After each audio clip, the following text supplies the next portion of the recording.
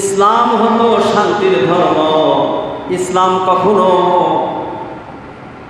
অশৃঙ্খলাকে পছন্দ করে না, কারণ ইসলামকে মানবতা দেয়। ইসলাম হলো মানুষের মানোনীত একটা ধর্ম। ইন্নাদ-দীনু ইনদাল্লাহিল ইসলাম। ইসলাম আল্লাহর কাছে সবচেয়ে প্রিয় দিন, মাননীয় দিন হলো ইসলাম, আল্লাহর কাছে ভালো দিন। আজকে এই সারা বাংলাদেশে এই মহরম মাসকে নিয়ে, কারবালার ময়দানকে নিয়ে ছেলে পেলে যে খেলনা আছে, খেলনার পাত্র বানায় ফেলেছে। ঠিক কিনা জোরে বলে? খেলনার পাত্র বানায় ফেলেছে। সাধারণ একটা ইতিহাসকে, এই ইতিহাসকে জোড়াতালি দিয়ে রাস্তা দিয়ে একটা হাট যাইতেছে, একটা মুগরি যেতেছে, এই মুগরি দিয়ে গোলার কণ্ঠ দিয়ে এরকমভাবে একটা ইতিহাস বানাইছে। অথচ রাসূলের হাদিস প্রমাণ দিচ্ছে না ইসলাম কখনো বাড়ানো যাবে না, কমানো যাবে না। ইসলাম তো ইসলাম। কত রকমের বক্তা, কত রকমের আলেম আজকে এই কারবালার ময়দানকে নিয়ে বিভিন্ন রকমের ঘটনাগুলি তুলে ধরছে, গলার কণ্ঠ দিয়ে মানুষকে কান্দাচ্ছে, বিভ্রান্ত সৃষ্টি করতেছে, এবং নির্ভয় মানুষ যাদের ভিতরে এলেম কম তাদেরকে ভুলাইয়া ওই সমস্ত দিকে নিয়ে যাচ্ছে যেখানে দীর্ঘ বছর পর্যন্ত শিয়ারা এই হুসেন রাদিয়াল্লাহু তাআলা আনহুর দেহটাকে যেখানে পোতায় হয়েছিল, এখানে একটা বিশাল বড় একটা দরগা বানাইছে। কি বানাইছে?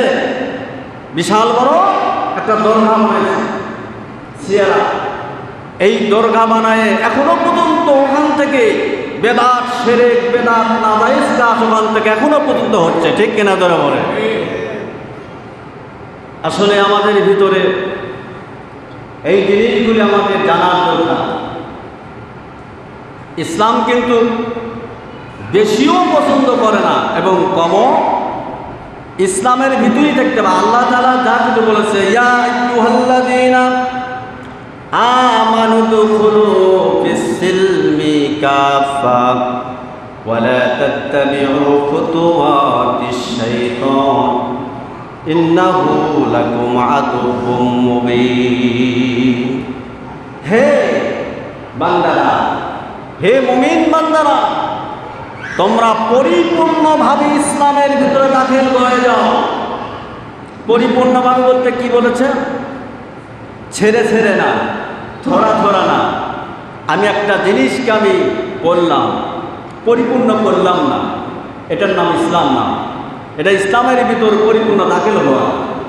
ইসলাম বলেছে আপনার মাথা হইতে পা পর্যন্ত আল্লাহর হুকুম, নবীজির আদর্শ যা কিছু আছে আপনার পা হইতে মাথা পর্যন্ত আপনার প্যাকেট করে নিতে হবে নবীজির আদর্শ নিয়ে। নবীজির কি নিয়ে? নবীজির আদর্শ নিয়ে আপনার পরিপূর্ণভাবে প্যাকেট করতে হবে। আল্লাহর হুকুম একটাও ছাড়া যাবে না, আর আল্লাহর নাজায়েজ কাজ একটাও করা যাবে না। আল্লাহ যে সমস্ত যেখানে হারাম বলেছে, হারাম আমাদেরকে তমিজ করতে হবে, হালালকে আমাদের অর্জন করতে হবে। হালাল কি জিনিস আর হারাম কি জিনিস, এই জিনিসকে আমাদের চিনতে হবে। যখনই আমরা চিনব, তাহলে আমার আপনার ভিতরে ইসলাম এসে যাবে, দ্বীন এসে যাবে, সব কিছু এসে যাবে। যার ভিতরে কোরআনের ইলম নাই, রাসূলের বিধান নাই, আল্লাহর বিধান, আল্লাহর কোরআনের ইলম নাই, তারা কি আমল করে না? করে, কিন্তু তারা বুঝে না। তারা বুঝে না যে এটা হালাল কোনটা, এটা হারাম কোনটা, কিন্তু তালের তালে তাল মিলাইতেছে। ইসলাম তো কখনো তালের তালে তাল মিলায় না। ওই একটা লোকে বলতে, তুমি নামাজ পড়ো না কেন? তুমি আসো আমার কাছে। বলে, আমি অজুই তো জানি না, আমি অজুই করতে জানি না। তাহলে আসো তুমি আমার লগে। তাও তুমি নামাজ ছেড়ো না। আমি যেভাবে উজু করব তুমি সেইভাবে উজু করবা। আমি যেভাবে মসজিদে ঢুকবো তুমি সেইভাবে মসজিদে ঢুকবা। আমি যেভাবে নামাজের নিয়ত করব তুমি সেইভাবে নামাজের নিয়ত করবা। এইভাবে তাকে মসজিদ পর্যন্ত নিয়ে আসা হয়েছে। আসার পরে ইমাম সাহেব মসজিদে মেহরাবের ভিতরে দাঁড়ায় গেছেন নামাজের জন্য।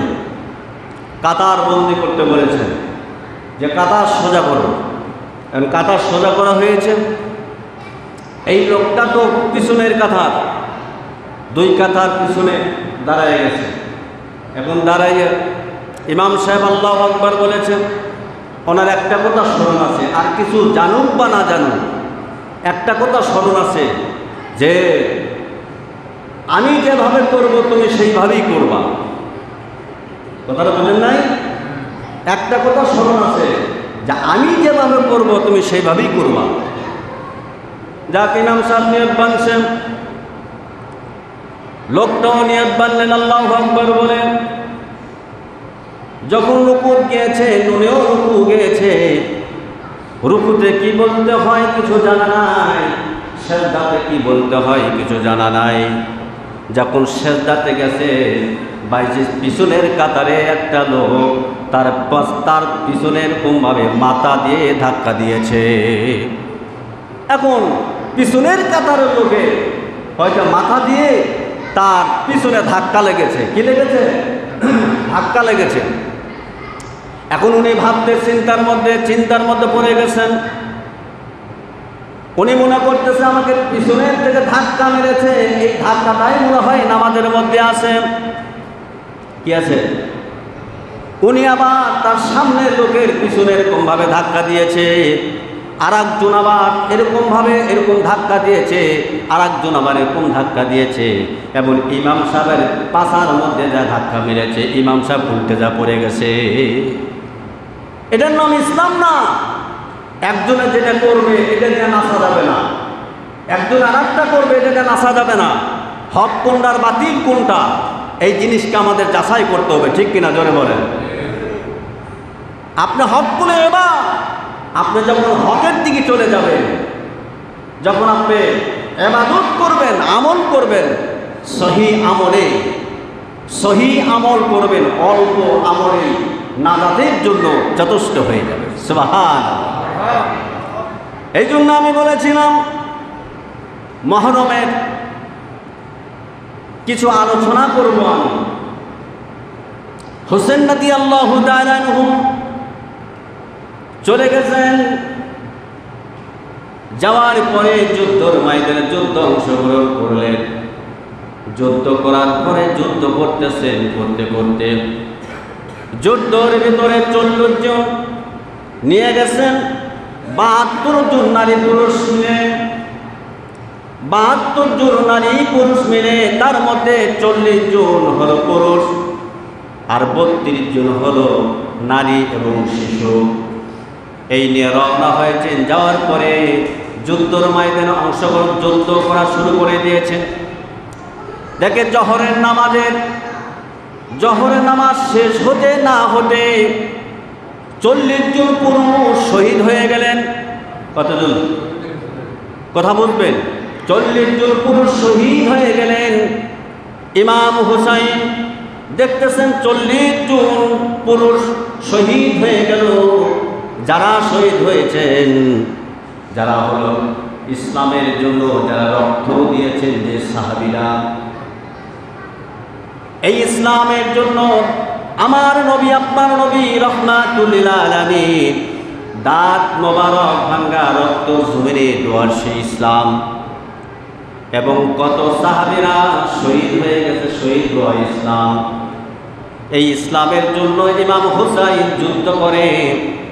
যুদ্ধ করতে 40 জন সাহাবী এরকম মানুষ যেরকম শহীদ হয়ে গেলেন, একমাত্র একজন পুরুষ আছে, তার নাম হলো ইমাম হুসাইন। কে আছে? একমাত্র আছেন হযরত ইমাম হুসাইন। তাদেরকে সমস্ত মহিলাদেরকে তাম্বুরা টেঙ্গে যেখানে রাখা হয়েছে, ইমাম হুসাইন চলে গেলেন।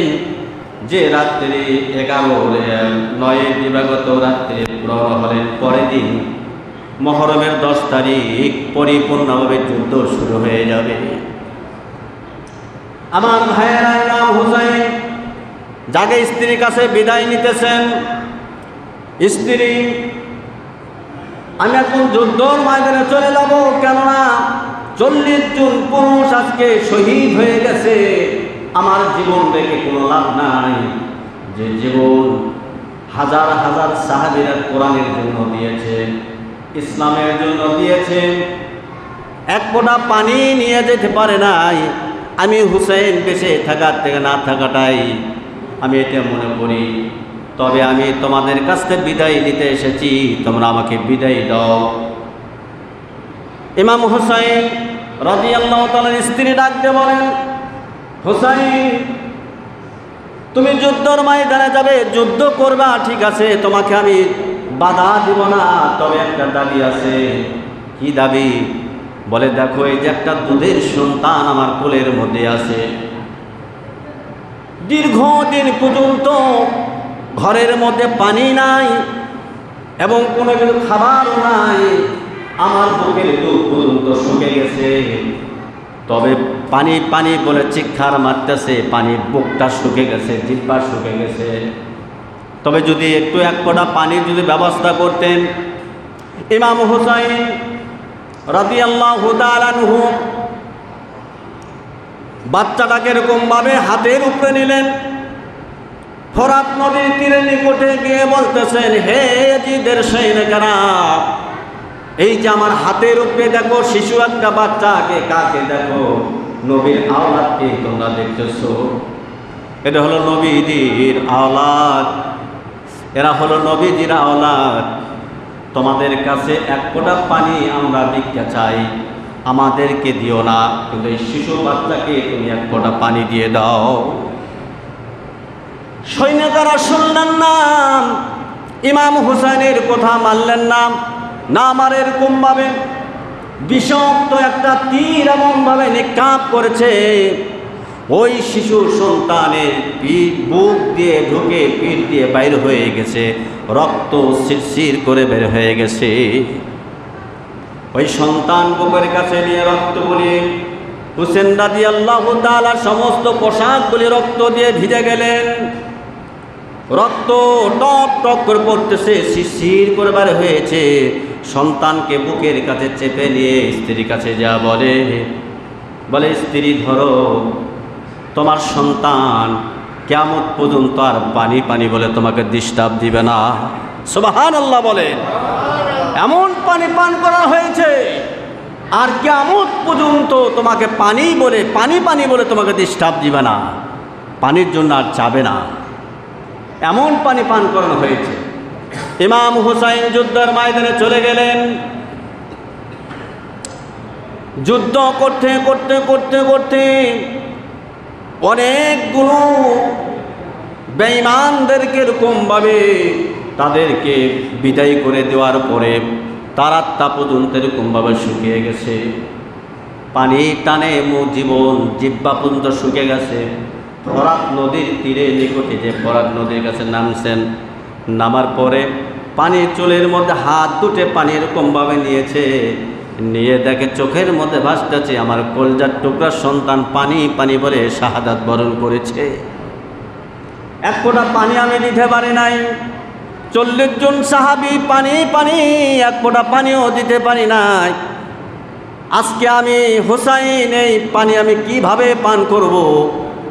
নিজে পানি হাতের থেকে আস্তে করে পানিগুলো পড়ে গেছে, পানি পান করে নাই।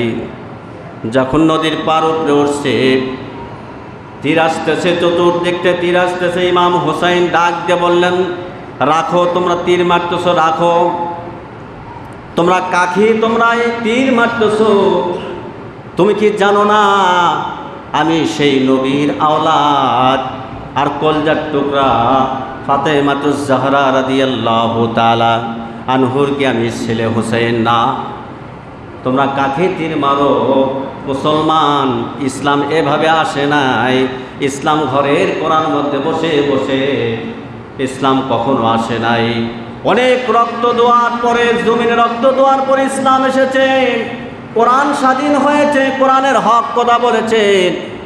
আমার সেই বিশ্ব নবী, মায়ার নবী ১,৫০০ বছর পূর্বে হক কথা বলে বলে, হক কথা বলে বলে কাফের বেঈমানদের সাথে যুদ্ধ করেছে ইসলামকে টিকিয়ে রাখার জন্য। আর সেই পরিণতি হয়েছে, যারা ইসলামের বিরোধিতা করবে, যারা কোরআনের বিরোধিতা করবে, যারা ওলামায়ে কেরামদের বিরোধিতা করবে, যারা নবী রাসূলকে বিরোধিতা করবে, তাদের পরিণতি কি হচ্ছে জানেন? সহিহ বুখারী শরীফের মধ্যে, সহিহ বুখারী শরীফ, সাহাবী আনাস রাদিয়াল্লাহু তাআলা আনহু বলেন, উবাইদুল্লাহ ইবনে জিয়াদের কাছে সাইয়্যিদিনা হোসেন রাদিয়াল্লাহু তাআলা আনহু মাথা যখন এসে পৌঁছল, মাথা নিয়ে আসছে, কি আসছে? মাথা নিয়ে এসেছে। তার পরিণতি দেখেন, কত উপহাস, কত টিটকারি। হোসেন রাদিয়াল্লাহু তাআলা আনহুর মাথা যখন তার কাছে নিয়ে আসা হলো, একটা প্লেটে করে মাথা নিয়ে আসছে, নিয়ে আসে তার সামনে কুফানগরে নিয়ে যেতে পাঠিয়ে দিল। কুফানগরে পাঠিয়ে দিয়েছেন রয়েছে। তখন ওবাইদুল্লাহ ইবনে জিয়াদ নিজের হাতে একটি লাঠি নিয়েছেন। কে নিয়েছে?